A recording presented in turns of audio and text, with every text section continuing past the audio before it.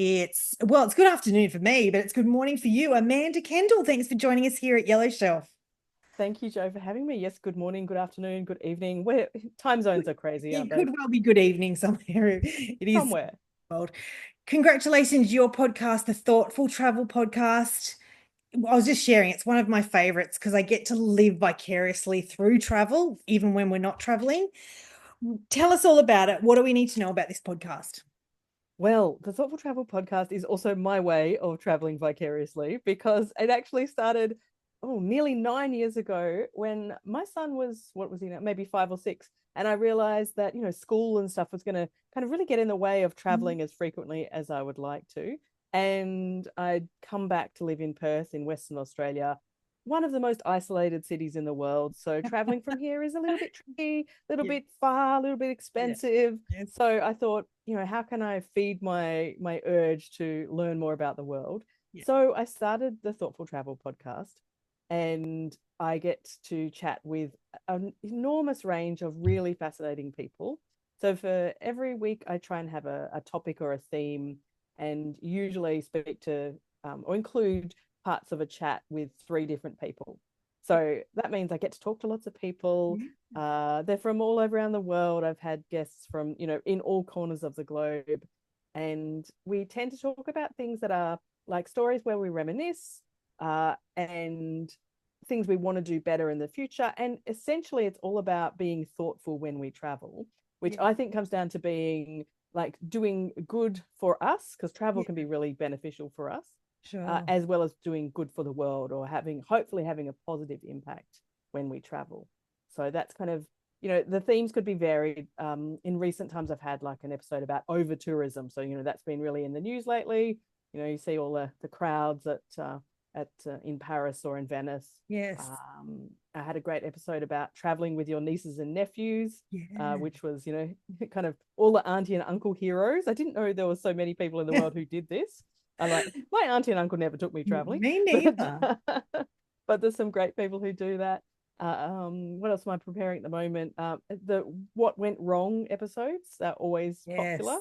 Yes. I Yeah. think as long as you're speaking to someone who's survived, so Yes. those what went wrong stories often, quite amusing or entertaining, and or you often like learn something or see something Yeah. totally different. So Yes. yeah, that sort of thing is what we usually do. And I also try and kind of do a bit of an educational piece, Yeah. in parts of the episodes. How can we be more ethical? What can we learn about sustainable travel, Sure. regenerative travel, low impact travel, all of these kind of, thoughtful things, I suppose. Yeah. But you cater for everyone because there's like shopping and location travel. And like I shared with you, before we started recording, the getting lost. I think that's Yes. such a personal good one for me. So, Amanda, I don't want to skim over the fact because I know you mentioned 9 years. You started this in 2016 and you're up to more than 330 episodes. Congratulations. Thank you. Yes, it has been, yeah, one of the longest term projects I've ever done. Yes. In fact, we're at nearly reaching 1 million downloads. So I'm pretty Wow. excited that sometime in the next couple of months we'll hit the 1 million downloads, which I've been kind of looking forward to for a little while.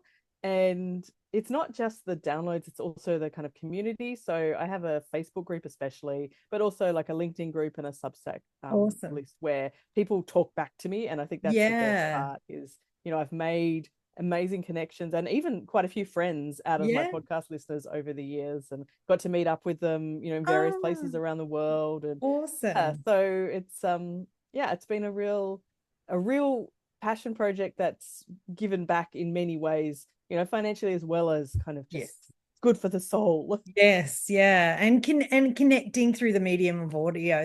It's awesome, isn't it?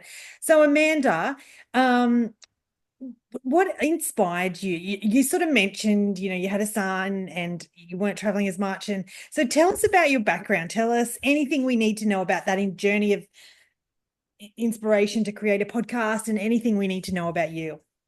Thanks. Yeah. So I'm the kind of person who likes to have a few different things on the go, and I've always had a variety of interests. I mean, I started off by studying maths at uni. So my first degree was in mathematics. So that's kind of, you can say I have a very kind of approach to the life, but I had always wanted to be a writer, I'd always written when I was a kid, always Yep. done, that was, my big goal. And when I was living abroad, I started writing for travel magazines. So I managed to, start to get a few things published. I was living in Slovakia and then Germany and managed to get some publications in American magazines. And then one of my editors there said to me, "Oh, I've got a friend." This is like early 2000s. Yeah. I've got a friend who runs this blog site, and he Yeah. needs a blogger. And I didn't really know what that meant. Yeah. And then he said the magic words were, "They'll pay you every week." And I was like, "Oh, okay, well, that's a lot Perfect. better than working for magazines where, you write, it's a Yes. long process." I was like, Yeah. okay, this sounds amazing. So I'd started blogging, Yeah. and that kind of got me into travel blogging and social media and everything. And at the same time, of course, podcasts were just starting. It was Yeah. back in the day where you would have to have like literally an iPod, and you would download the files on your computer, put them onto your iPod, and then you could You listen could, when you were yeah. around, out and about, which I was, remember those days. yeah, not many people do. Podcasts were not so well known Yeah. back then, but I'd started listening then as well. And I love to talk and I love to meet people. Yeah. And so it seemed pretty obvious that the next step for me would be to start a podcast. It took me, several years from deciding I wanted to do it to actually doing it, Yeah. because, like, especially, a decade ago, the tech and stuff, I didn't know what to do. It Yeah. was like, oh, this Wow. seems kind of too hard basket. Do I have the skill set? How do I learn, Yeah. etc. But eventually, I worked. Well, in fact, I had a friend who helped, who started Yeah. a podcast network, and I was like, Yeah. "Oh, do you want a travel podcast in that podcast network?" And she said, "Yes." And so that kind of got me over the line to starting, and the rest is Awesome. history, I suppose.